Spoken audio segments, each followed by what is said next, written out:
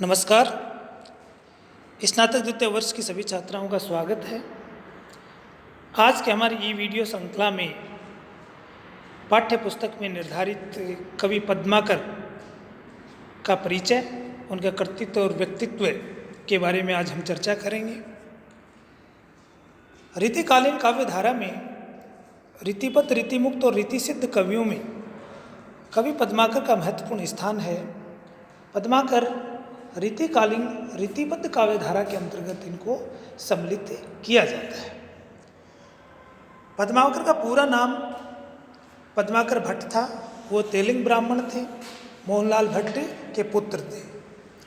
उनका जन्म के बारे में बताया जाता है कि 1753 में सागर में हुआ। इनके वंशज हैं, वो भी साहित्य में रुचि रखते थे और कई महत्वपूर्ण कवि भी हुए हैं, इसलिए इनके वंश का नाम कवीश्वर पड़ा। रीतिकाल के ब्रजभाषा कवियों में पद्माकर का बड़ा महत्वपूर्ण स्थान है और इसके लिए सबसे महत्वपूर्ण बात यह है कि हिंदी साहित्य के रीतिकालीन कवियों में अंतिम चरण के सुप्रसिद्ध और विशेष रूप से सम्मानित कवि के रूप में इनको जाना जाता है। देखने वाली बात यह कि मूलतः ये हिंदी भाषी नहीं थे। इनके जो पूर्वज थे वो आंध्रा से उनका संबंध था। उसके बावजूद भी इनके पूर्वज हिंदी और संस्कृत के प्रकांड विद्वान थे और उसके साहित्यिक अभिवृद्धि में उनका महत्वपूर्ण योगदान था। और उसी परंपरा का निर्वहन करते हुए कवि पद्माकर ने हिंदी भाषा में अपनी कविताएं लिखी और ब्रज भाषा के एक महत्वपूर्ण कवि की पदवी प्राप्त की। पिता मोहनलाल भट्ट सागर में आकर के बस गए थे और यहीं पर इनका जन्म हुआ। हिंदी साहित्य के इतिहास में आचार्य शुक्ल ने बांदा डिस्ट्रिक्ट गजेटियर के अलावा कुछ विद्वान मध्य प्रदेश के सागर की बजाय उत्तर प्रदेश के नगर बांदा को पद्माकर की जन्मभूमि कहते हैं। क्योंकि शायद इसलिए भी क्योंकि बहुत से वर्ष उन्होंने बांदा में बिताए, इसलिए जन्म स्थान को लेकर के विद्वानों में मतभेद है। कुछ विद्वान सागर को जन्मभूमि मानते हैं और कुछ विद्वान उत्तर प्रदेश के बांदा को जन्मभूमि मानते हैं। पद्माकर कवीश्वर प्रतिभा संपन्न तो थे ही जन्म से ही। आंसू कवि के रूप में भी उनको माना जाता है। आंसू कवि वो होता है जो तत्काल अगर कोई उनके सामने कोई विषय को रख दिया जाए और उस विषय पर सुंदर कविता तत्काल प्रभाव से रच करके प्रस्तुत करे, उसको आंसू कवि कहते हैं।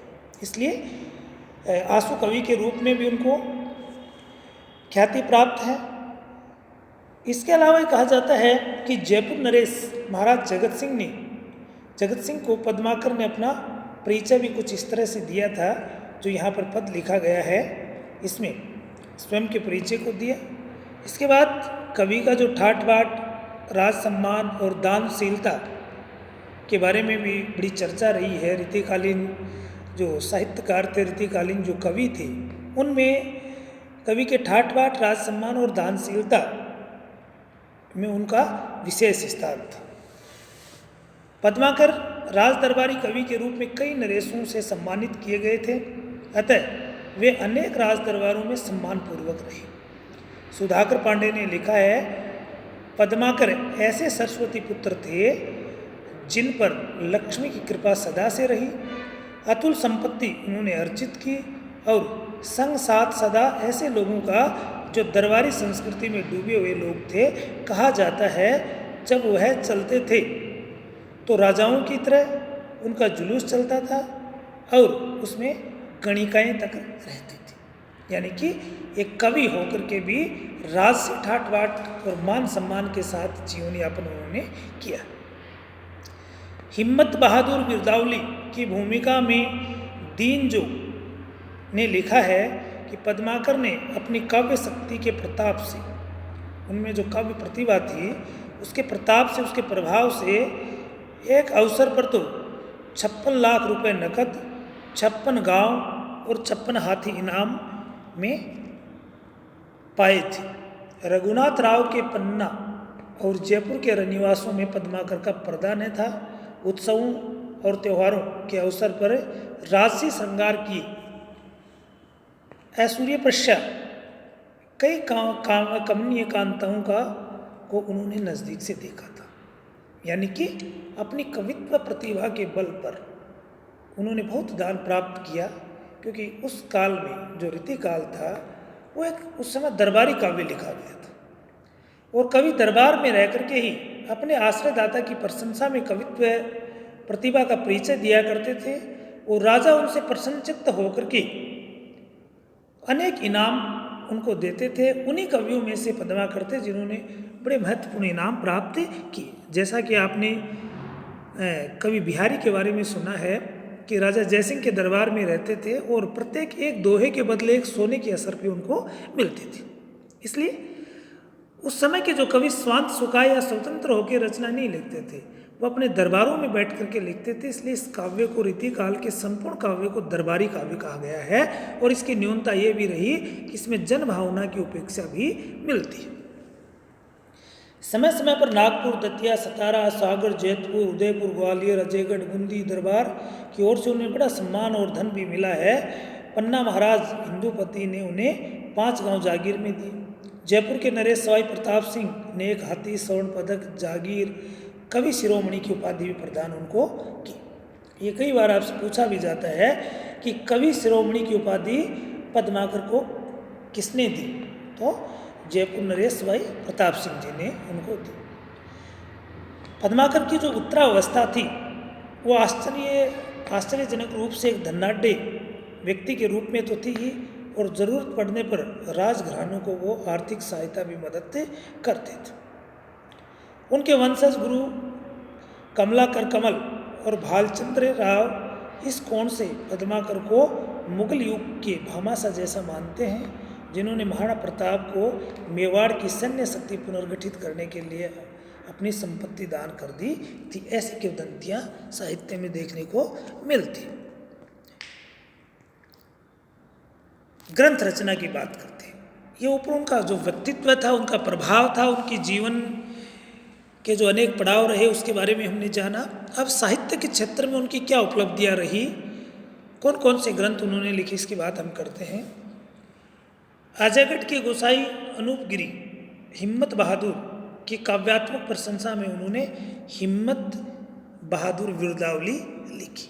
उस समय की एक परंपरा रही थी कि जो भी कवि किसी राजा के आश्रय में रहते थे, उस राजा की प्रशंसा में कोई न कोई ग्रंथ वो अवश्य लिखते थे। जयपुर नरेश सवाई प्रताप सिंह के सम्मान में उन्होंने प्रताप सिंह बिरदावली लिखी। सवाई जगत सिंह के लिए उन्होंने जगत विनोद लिखा। ग्वालियर के शासक दौलतराव सिंधिया के सम्मान उन्होंने आलीजा प्रकाश, और जयपुर नरेश ईश्वरी सिंह की प्रशस्ति में उन्होंने ईश्वर पच्चीसी जैसे सुप्रसिद्ध कविता ग्रंथों की रचना की। यानी कि ये प्रशंसापरक ग्रंथ थे। जिन जिन शासकों के यहाँ ये रहे, जिनसे प्रभावित हुए, उनके यश में इन्होंने इस प्रकार की रचनाएं लिखी।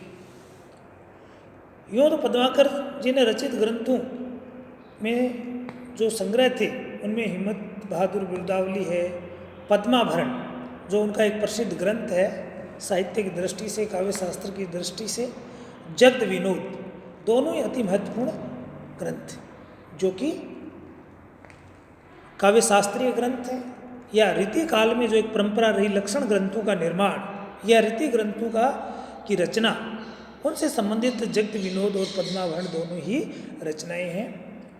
राम रसायन अनुवाद किया हुआ गंगा लहरी, अलीजा प्रकाश, प्रताप सिंह बिरदावली, प्रबोध पचासा, ईश्वर पच्चीसी, यमुना लहरी, प्रताप सिंह सफरनामा, भगवत पंचासी का राजनीति, कली पच्चीसी, रायसा, हितोपदेश, अश्वमेध आदि प्रमुख है। लेकिन इनमें जो महत्वपूर्ण ग्रंथ हैं, महत्वपूर्ण जो रचनाएं हैं, वो हिम्मत बहादुर वीरदावली, पद्माभरण, जगत विनोद,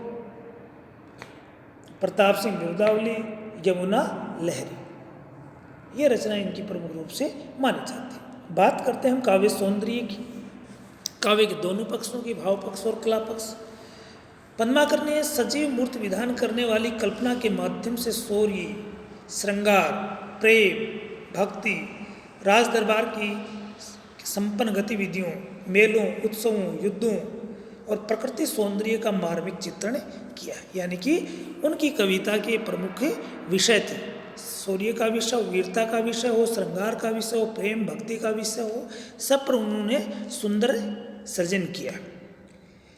जगह जगह लाक्षणिक शब्दों के प्रयोग द्वारा वे सूक्ष्म से सूक्ष्म भावानुभूतियों को सहज ही मूर्तिमान कर देते हैं। उनके ऋतु वर्णन में भी इसी जीवंतता और चित्रात्मकता के दर्शन होते हैं। उनके आलंकारिक वर्णन का प्रभाव प्रवृत्ति कवियों पर भी सघन रूप से पड़ा। पद्माकर की भाषा सरस, काव्यमय, सुव्यवस्थित और प्रभावपूर्ण है। अनुप्रास द्वारा ध्वनि चित्र खड़ा करने में वे सिद्धहस्त हैं। काव्य गुण का पूरा निर्वाह उनके छंदों में हुआ है। छंदानुशासन और काव्य प्रवाह की दृष्टि से दोहा, सवैया, कवित जैसा असाधारण अधिकार पद्माकर को था, वैसा अन्य किसी मध्यकालीन कवि की रचनाओं में दिखलाई नहीं पड़ता है। बात करें हम भाषा की, तो ब्रज भाषा के अलावा संस्कृत और प्राकृत पर भी पद्माकर का अद्भुत अधिकार था। उनके अप्रकाशित संस्कृत लेखन पर गहन शोध कार्य अपेक्षित आवश्यकता है, जो संस्कृत में उन्होंने लिखा। डॉक्टर बाबा साहेब अम्बेडकर मराठवाड़ा विश्वविद्यालय औरंगाबाद के हिंदी संस्कृत विभाग ने कभी इसी दिशा में कुछ शोध परियोजनाएं बनाई थी। कहा जाता है निधन की बात, जीवन के अंतिम समय में उन्हें कुष्ठ रोग हो गया था, जिससे वह गंगा जल के औषधि मूलक प्रयोग के बाद अंततः स्वस्थ भी हो गए। जगन्नाथ पंडित राज की तरह गंगा की स्तुति में अपने जीवन काल की अंतिम काव्य रचना गंगा लहरी, जो प्रसिद्ध रचना मानी जाती है यमुना लहरी की तरह गंगा लहरी, लिखकर कानपुर में गंगा किनारे 80 वर्ष की आयु में सन 1833 ईस्वी में निधन हुआ। सागर में तालाब घाट पर पद्माकर की मूर्ति स्थापित है। इस प्रकार से हम देखते हैं कि रीति काल की अंतिम काल में अंतिम अवस्था के प्रमुख कवि थे पद्माकर, जिन्होंने अपने व्यक्तित्व के द्वारा भी साहित्य समाज को प्रभावित किया और अपने कृतित्व के माध्यम से भी साहित्य समाज को प्रभावित किया। तत्कालीन जो रीतिकाल की प्रवृत्तियां थी, उन सभी प्रवृत्तियों को लेकर के अपनी ग्रंथ रचनाएं लिखी, जिसमें पद्मावन और जगद विनोद उनके लक्षण ग्रंथ हैं। हिम्मत बहादुर बिरदावली प्रशस्तिप्रद ग्रंथ है। यमुना लहरी और गंगा लहरी दोनों रचनाएं यमुना और गंगा के सुंदरता और प्रकृति के श्रम्य चित्रण की अद्भुत प्रकार की कृति उनकी मानी जाती हैं। इस प्रकार के प्रभावशाली और अद्भुत कवि थे पद्माकर। धन्यवाद।